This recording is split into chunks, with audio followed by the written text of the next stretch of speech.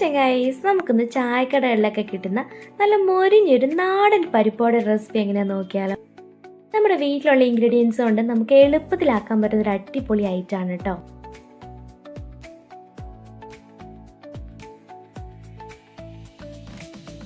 അപ്പോൾ നമുക്ക് വീട്ടിലേക്ക് പോകാം. വീഡിയോയിലേക്ക് പോകുന്നതിന് മുമ്പായിട്ട് ആദ്യമായിട്ട് എൻ്റെ ചാനൽ കാണുന്നെങ്കിൽ ഒന്ന് ലൈക്ക് ചെയ്യാനും സബ്സ്ക്രൈബ് ചെയ്യാനും അടുത്തുള്ള ബെല്ലൈക്കനൊന്നും മറക്കാണ്ട് ക്ലിക്ക് ചെയ്തേക്കണം കേട്ടോ.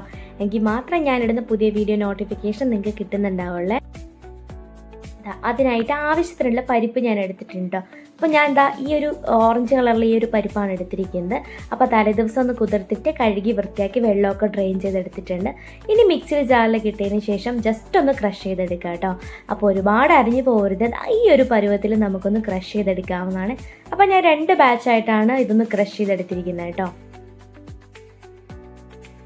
കുറച്ച് പരിപ്പ് ഞാൻ ഒരു 2-3 ടീസ്പൂണ് പരിപ്പ് ഞാൻ അരയ്ക്കാണ്ട്, അതായത് ക്രഷ് ചെയ്യാണ്ട് മാറ്റി വെച്ചിരുന്നു കേട്ടോ. അതോടെ ചേർത്ത് കൊടുക്കുന്നുണ്ട്. ഒരു സവോള ചെറുതായിട്ട് ചോപ്പ് ചെയ്തതും എരിവിന് ആവശ്യമായിട്ടുള്ള പച്ചമുളക് ചെറുതായിട്ട് ചോപ്പ് ചെയ്ത് ചേർക്കുന്നുണ്ട്. അതുപോലെ ഇഞ്ചിയും ചെറുതായിട്ട് ചോപ്പ് ചെയ്തതും കറിവേപ്പിലയും ചെറുതായിട്ടൊന്ന് കട്ട് ചെയ്ത് ചേർക്കുന്നുണ്ട് കേട്ടോ. ഇതിലേക്ക് ആവശ്യമായിട്ടുള്ള ഉപ്പും കുറച്ച് വലിയ ജീരകമാണ് ചേർക്കുന്നത് കേട്ടോ.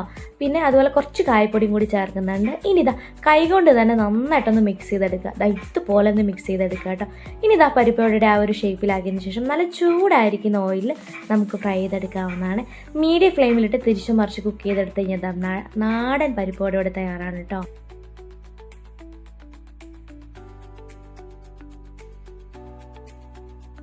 അപ്പോൾ ഇതെല്ലാവരും ഒന്ന് ട്രൈ ചെയ്ത് നോക്കണം കേട്ടോ. അപ്പോൾ വീഡിയോ ഇഷ്ടപ്പെടുകയാണെങ്കിൽ ഒന്ന് ലൈക്ക് ചെയ്യാനും കമൻറ്റ് ചെയ്യാനും സബ്സ്ക്രൈബ് ചെയ്യാനൊന്നും മറക്കരുതേ. അപ്പോൾ മറ്റൊരു വീഡിയോ ആയിട്ട് കാണും വരെ താങ്ക് യു, ബൈ ബൈ.